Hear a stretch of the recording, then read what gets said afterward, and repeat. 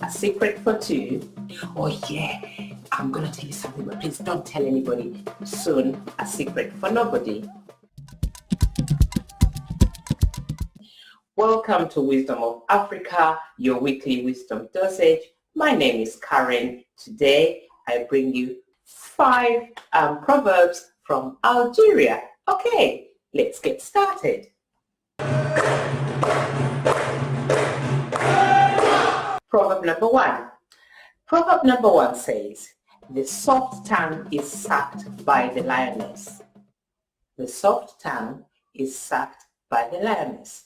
What that means to say is that when you speak kindly or softly to someone, you tame any great carnivore. The great carnivore being anybody that's irate or anybody that is intimidating or any situation that perhaps could get out of control. This proverb, I would think, is similar to a passage in the Bible that says a soft answer turns away wrath. Yeah.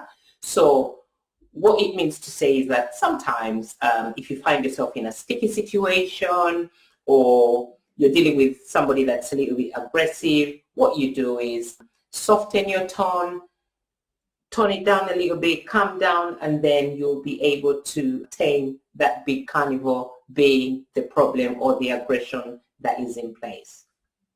Okay, it brings us to proverb number 2.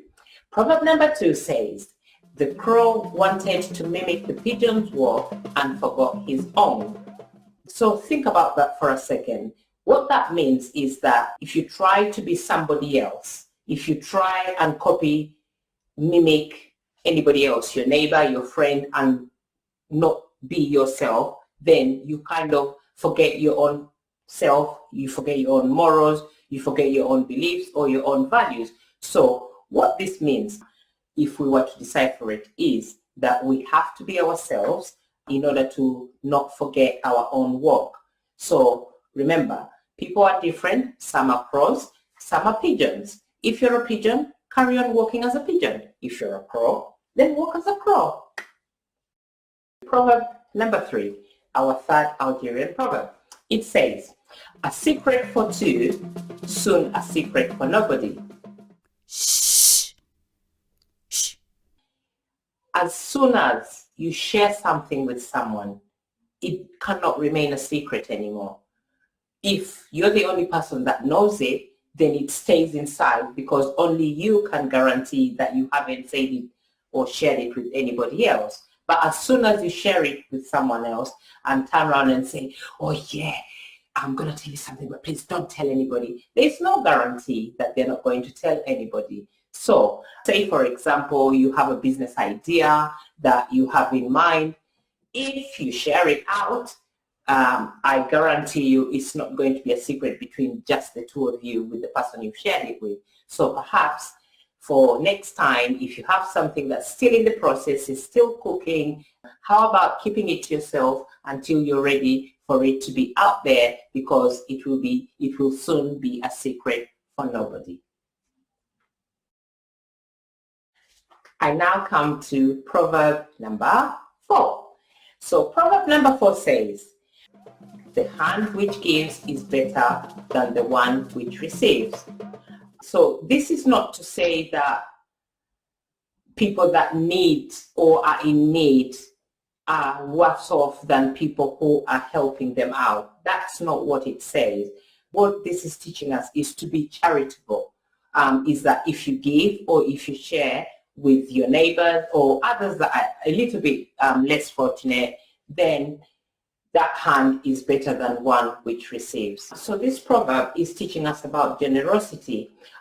Normally, and I'm not saying this is not with every African culture or country or whatever, but if you'll notice, mostly in some countries, especially in Algeria, they have the habit of giving, especially around Ramadan. Yeah, so you give, you share, you give it out with a very good heart. It brings joy to you.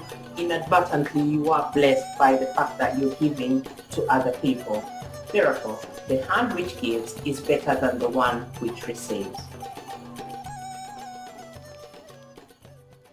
This brings us to the last proverb from Algeria, which is proverb number 5. So proverb number 5 says, when I think of the other's misfortunes, I forget mine. Very simple, doesn't need that much deciphering. It is straightforward.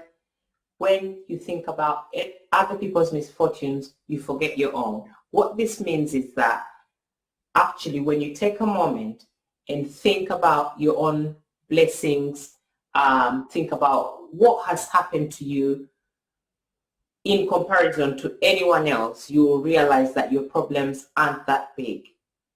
You will learn to appreciate the little that you have. So whenever you're down, whenever you're doubting life, whenever you're not happy, sit back, think about other people out there. You probably don't have a car. There is somebody out there that doesn't have legs. You probably don't have a house. There's somebody out there that sleeps outside on the street. So just because you don't own a house, at least you can rent, but you're not sleeping on the streets. So basically what I'm saying is learn to appreciate the little you have. Forget your own misfortunes when you think about other people's misfortunes.